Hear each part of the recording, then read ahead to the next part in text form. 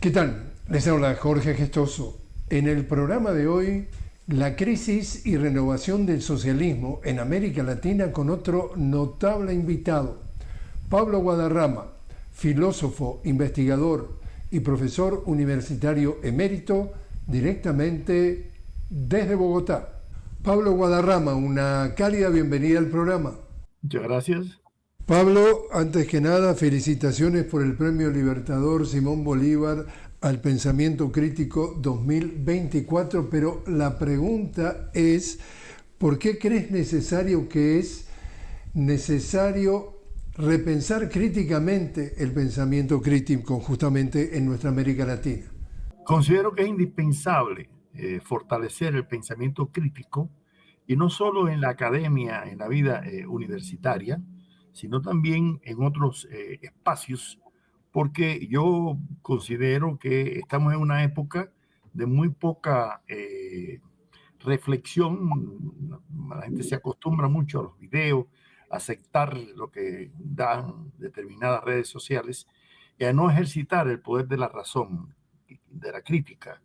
Y el pensamiento crítico es esencial, lo mismo en análisis filosófico que político, que jurídico, en cualquiera de sus manifestaciones. Yo creo que el pensamiento latinoamericano ha desarrollado en los últimos tiempos muy buenos exponentes del pensamiento crítico y por eso yo, ante todo, estoy muy agradecido tanto de Telesur por esta entrevista como de la editorial El Perro y la Rana, que hizo esa magnífica edición, ¿no?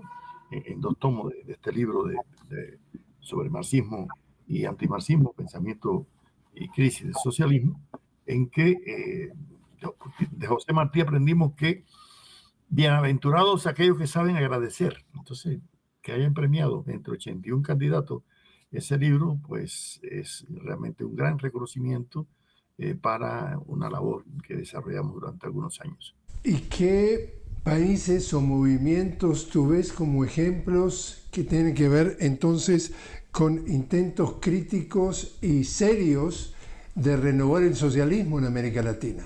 Bueno, en primer lugar, el socialismo es una aspiración, ¿no? Ante todo. Es una aspiración que es ancestral, no es que venga de ahora. Y hay muchos países que de distinta forma entienden el socialismo, porque esa es otra cuestión. Sobre todo cuando se insiste en presentar una alternativa al capitalismo salvaje, ¿no? Y presentar sociedades que sean más humanas, donde los seres humanos tengan una adecuada reconocimiento de su dignidad en todos los planos. Yo creo que en América Latina, desde mediados del siglo pasado, no solamente la Revolución Cubana, ¿no? Marcó un hito en ese sentido de aspirar, y es lo que estamos haciendo en Cuba, tratando de lograr una sociedad más humana y más justa, sino que desde finales de los años 90, como le comentábamos una vez al presidente Hugo Chávez, han intentado varios países, entre ellos Venezuela, luego bueno, Brasil, Bolivia, en distintos momentos Argentina. Ha habido intentos con distintos nombres, que si socialismo siglo XXI, etcétera, pero eso no es lo importante no es el nombre, lo importante son las transformaciones sociales que se han dado, ¿no? Y yo creo que en este caso, bueno, pues Venezuela lo ha hecho como lo ha hecho Bolivia en particular, ¿no? Y no solamente Cuba, que estamos un poco aislados después de la caída de la Unión Soviética y del campo socialista.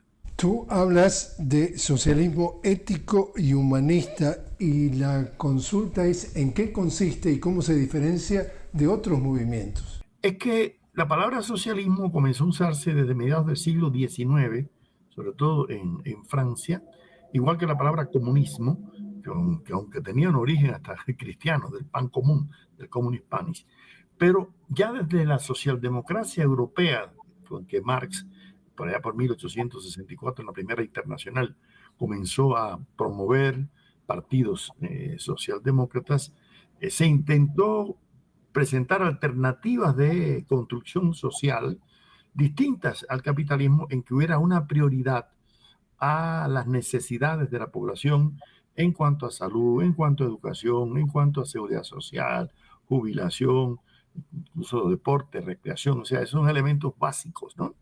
Pero algunos socialismos equivocadamente hiperbolizaron el papel del Estado y eso dio lugar a un estatismo que fracasó con el modelo soviético, ¿no? Que es uno de los aspectos que analizamos en nuestro libro. Y otros le dieron más importancia a otros factores sociales. Yo creo que hay otras alternativas de socialismo, porque socialismo no es estatismo. Socialismo es facilitarle a la mayor parte de la población condiciones dignas de vida, y en ese sentido deben ser representantes de un humanismo práctico, como planteaba Marx. ¿Cómo haces tú o cómo sugieres tú de evitar que el socialismo tenga, digamos, la connotación de una ideología rígida y no de una propuesta abierta? Eso es una tarea difícil, pero no imposible, ¿no? Y para eso yo creo que hay que educar, sobre todo a las nuevas generaciones y sobre todo a los líderes de países que se orientan hacia el socialismo, a plantear incluso la idea de que incluso Marx y Engels decían que el comunismo no es un estado a implantar, sino un movimiento crítico de superación de un estado de cosas que parte de premisas existentes, históricas.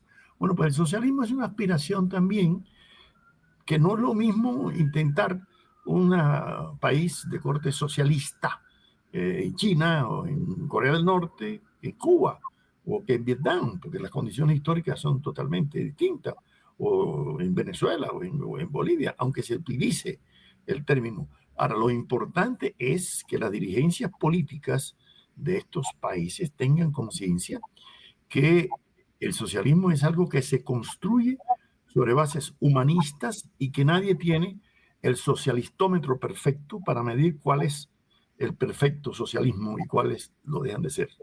¿Tú dirías que qué es lo que puede aportar el socialismo a las necesidades urgentes que tiene hoy nuestra región latinoamericana? Estamos hablando del cambio climático, estamos hablando también de la desigualdad digital y lo que tiene que ver también con la migración masiva. En todos esos aspectos que tú has mencionado, el proyecto socialista tiene necesidad de pronunciarse y de hecho se ha pronunciado. ¿Por qué? Porque los que confiamos en que es posible una sociedad socialista, partimos del presupuesto, primero, que podemos tener una relación con la naturaleza más amigable que la que ha tenido hasta ahora el capitalismo, que destruye, ¿no?, la naturaleza.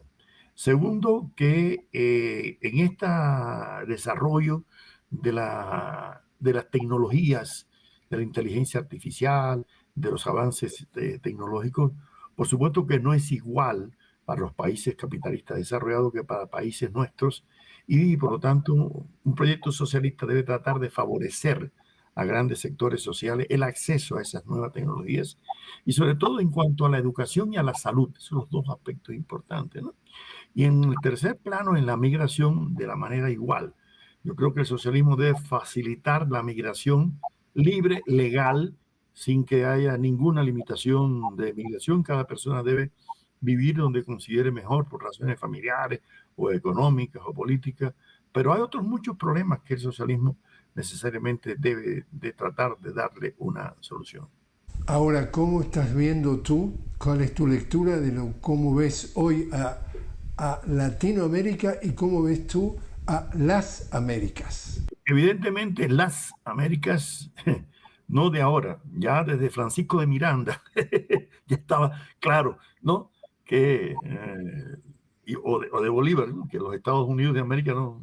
Cuando Miranda se acercó a Jefferson, ¿no?, para pedir apoyo para la independencia de la colonia americana, con una honestidad extraordinaria, no, mientras no satisfagan los intereses de los Estados Unidos de América, nosotros no vamos a apoyar, ¿no?, la independencia de las colonias americanas. Entonces, ya desde fines del siglo XVIII está claro que hay una gran separación entre América del Norte y otros países de Latinoamérica, como querramos llamarle. Por lo tanto, no se puede homogeneizar. Ahora, yo creo que los países de América del Sur o de Centroamérica también han ido ganando en incrementar su dignidad, su soberanía, y hay cada vez países que, independientemente que se orienten o no por el socialismo, fíjense, puede ser que no, que mantengan una estructura capitalista, pero que traten de mejorar las condiciones de vida de la población, favorecer los sectores más vulnerables y, en un final, Eso a la larga favorece al socialismo. Y claro, no es lo mismo lo que se está produciendo hoy en los Estados Unidos que lo que estamos viendo en nuestros países de América del Sur, en algunos que tratamos por todos los medios de que las condiciones de vida de la mayoría de la población sean más dignas. Pablo, te invito a hacer una pequeña pausa. Estamos hablando con Pablo Guadarrama directamente desde Bogotá. Pablo es nada menos que filósofo, investigador y profesor universitario emérito. Enseguida regresamos.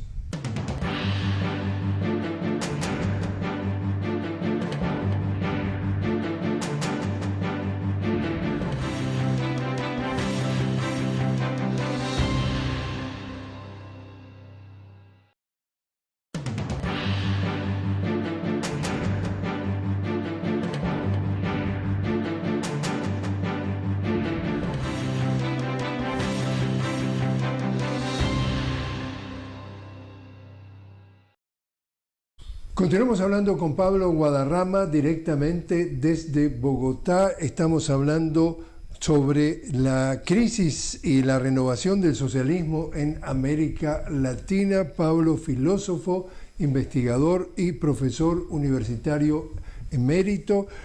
Pablo, ¿cómo hacemos para seducir a las nuevas generaciones latinoamericanas que quieren una sociedad más justa, más equitativa, menos asimétrica? Bueno, ante todo debemos detenernos en el concepto de crisis, porque a veces se maneja como algo peyorativo, que necesariamente tiene que terminar en la muerte, y no es así. Los fenómenos críticos implican también Aufhebung, diría Hegel, superación, quiere decir renovación, y no solamente caducidad. Yo creo que, por ejemplo, la crisis del socialismo que se presentó a finales del siglo XX fue también una época de plantear la necesidad de buscar otras alternativas de socialismo, ¿no? Y hoy en día, ante el auge de la derecha en determinados países en que algunos candidatos seducen a grandes sectores de la población con falsas profetas. Yo recuerdo a Winston Churchill que decía, nunca se dicen tantas mentiras como después de las cacerías y antes de las elecciones.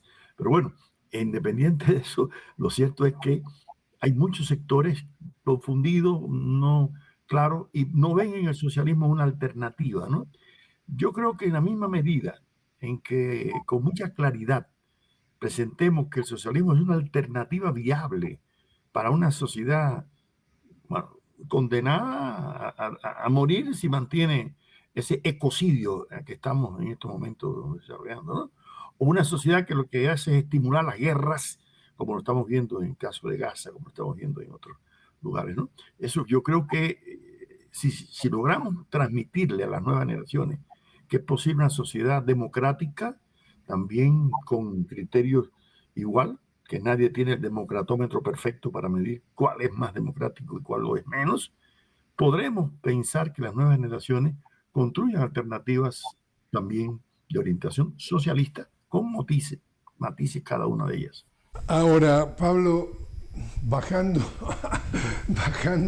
al mundo real, acá estamos hablando, por ejemplo, una elección presidencial relativamente reciente en Ecuador, en donde la candidata rival, estamos hablando de Luisa González, dice que fue el fraude más colosal que ha tenido la historia de Ecuador. Y dice, el problema acá es que la cancha está inclinada, es decir, tú en América Latina, para muchos, estás circulando por un mundo extremadamente asimétrico. Entonces, ¿cómo enfocar el tema de que estas nuevas generaciones o el público en general esté expuesto a, entre comillas, las virtudes o simplemente expuesto a lo que se trata el socialismo en América Latina, cuando en realidad no le dan oportunidad porque la cancha está inclinada y permanentemente lo están denostando, lo están desacreditando, lo están ensuciando, lo están enlodando para que todo lo malo del planeta esté asociado con esa visión y que todo lo bueno es lo contrario? Es decir, ¿cómo enfrentar esa situación y cambiarla para que la cancha esté nivelada a esas nuevas generaciones y pueda escuchar las dos campanas ecuánimemente? Bueno, yo considero que en esa labor los educadores tenemos una misión muy grande. Paulo Freire decía que la educación no lo puede todo, pero sin la educación no se puede nada. Y yo creo que por un lado, no solamente los profesores universitarios, sino desde la enseñanza básica y media, es deber, ¿no?, de las nuevas generaciones recibir información más objetiva de lo que son alternativas socialistas. Y la otra es el espacio de las redes sociales y los espacios de los medios comunicativos, como es el caso de Telesur, que presenten pues enfoques y análisis de una perspectiva totalmente diferente, ¿no?, de lo que debe ser el socialismo. Repito, el socialismo no es una receta que hay que cumplir con determinados, ¿no?, elementos, pero sí tiene que haber una serie de rasgos que caractericen a ese tipo de sociedad, donde creo que los medios fundamentales de producción deben estar en manos, sí, del Estado, ¿no? Aquellos que determinan, ¿no?, en este caso, el poder económico, ¿no?, de un país, como el caso de Cuba, que es el turismo, o como el caso de Venezuela, que es el petróleo, ¿no? Pero los otros sectores no necesariamente tienen que estar controlados por el Estado, ¿no? Además, el mercado no es una conquista exclusiva del capitalismo, el mercado ha existido siempre y existirá, ¿no? Yo estoy convencido de que el futuro de la humanidad no puede ser ni el socialismo real, aquel soviético que nos vendieron, ni el capitalismo real. Yo estudié en la República Democrática Alemana, pensaba que aquello era un modelo de sociedad, hice mi primer doctorado allí en Leipzig y estaba convencido de que aquella sociedad era muy buena, ¿no? Sin embargo, después empezamos a ver defectos de aquellas sociedades, ¿no? Y yo creo que estamos obligados a divulgar los aspectos positivos, pero también críticamente los aspectos negativos de los distintos ensayos de socialismo que se han dado en el mundo. ¿Qué te ha llevado, Pablo, a interesarte por la filosofía y por lo que tiene que ver justamente este tema del socialismo? Bueno, yo cuando hice mi primera tesis doctoral en Leipzig sobre el positivismo, que es una corriente filosófica, a mediados de los años 80 pensé primero crear un grupo de investigación en la Universidad Central Marta Abreu de la Villa, que existe en Santa Clara, Cuba, dedicada a rescatar el pensamiento filosófico cubano y latinoamericano.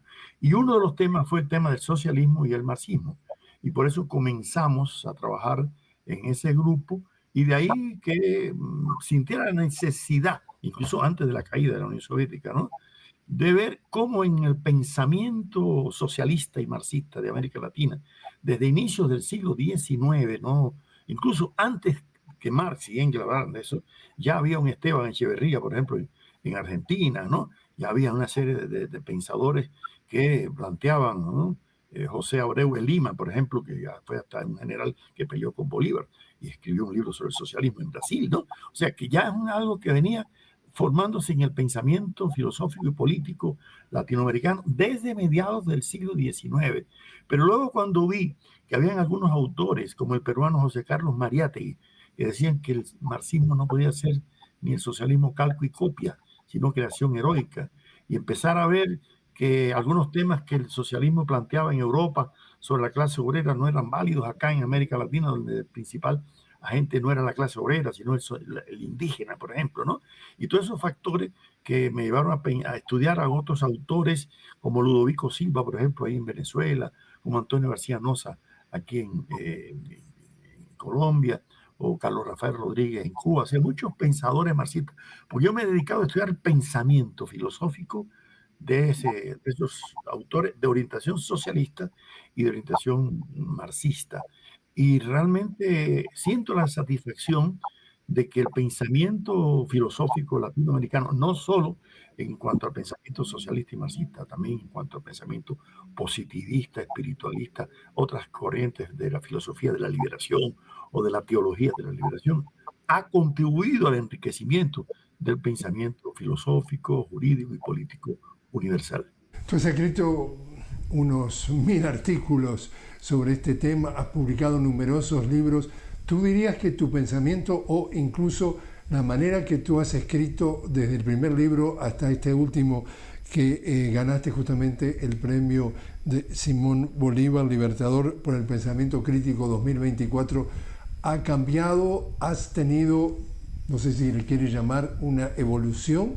Por supuesto que yo a veces cuando veo mi primer libro, que está por ahí, que se publicó en Cuba en el año 86, Valoraciones sobre el pensamiento filosófico cubano y latinoamericano, hay cosas que yo digo, pero yo dije esto en aquellos años, pero es mi primer hijo. Tú sabes que los libros son como los hijos, hay que concebirlos, estarlos, darle a luz, promoverlos y luego se te oponen. Bueno, pues lo mismo me ha pasado con varios libros, ¿no? Entonces, ahora, eso no quiere decir que uno renuncie, porque además yo en eso coincido con Mario Benedetti. Lo peor que puede haber es la industria del eterno arrepentimiento, ¿no? Yo tengo amigos que eran comunistas hasta la caída de la Unión Soviética, después se hicieron neoliberales en los 90 y cuando la crisis de 2008 se dejaron del neoliberalismo, ya no sé para dónde van a coger. Entonces yo creo que es muy triste que una persona abandone, ¿no?, una postura ideológica. Y claro que yo he evolucionado. Yo digo que hasta, yo no digo mi último libro, sino mi libro más reciente, porque sigo, ya estoy ahora preparando una historia de la filosofía en Cuba que me han pedido en Cuba escribir y estoy dedicado a eso porque además esa es la tarea de un intelectual, ¿no? Dedicarse a contribuir al enriquecimiento cultural de su país y de América Latina y de la filosofía a escala universal. Y por último, Pablo, si tuvieras que resumir en pocas palabras cómo anticipas que puede ser el futuro del socialismo en América Latina, ¿qué dirías? Esa es una pregunta bastante difícil, pero bueno, uno puede vaticinar algo. Yo creo que va a ser una tarea muy difícil, pero no imposible. Y creo que algunos países sí se van a mantener y se van a inclinar por orientaciones de corte socialista. Tal vez no satisfagan las exigencias de algunos ultraizquierdistas que quieren que sea de una forma u otra, o tal vez algunos crean que debes hacerse de este modo. Yo creo que cada pueblo y cada país tiene el derecho, ¿no?, a autogobernarse, a orientar su proyecto político y social. Y yo creo que de la misma forma que lo está haciendo Venezuela, de que lo hacemos nosotros en Cuba, con la dignidad que nos corresponde para mantener nuestra soberanía, vamos a mantener nuestro proyecto de orientación socialista. Pero estoy convencido de que, dada la situación crítica a nivel universal que se está dando con la situación económica, con la situación de la migración, con la situación del desastre ecológico, con la situación de las hambrunas, con la situación, realmente se van a orientar proyectos socialistas inimaginables. O sea que nosotros no nos imaginamos cómo van a ser, pero seguramente que van a ser intentos muy válidos de construcción de alternativas frente al capitalismo real. ¿Cómo hace el televidente que nos estuvo escuchando esta conversación para poder comprar tu último libro? Bueno, el libro ha sido publicado en Venezuela, se presentó en la Feria del Libro en estos 2 tomos, en una magnífica edición. Yo creo que se puede también comprar por internet, no, pero sí, este es el tomo 1, el tomo 2, la editorial El Perro y la Rana lo tiene en acceso para los que estén interesados en adquirirlo. Pablo Guadarrama, muchísimas gracias por haber estado con nosotros. Muchas gracias, Jorge. Un honor.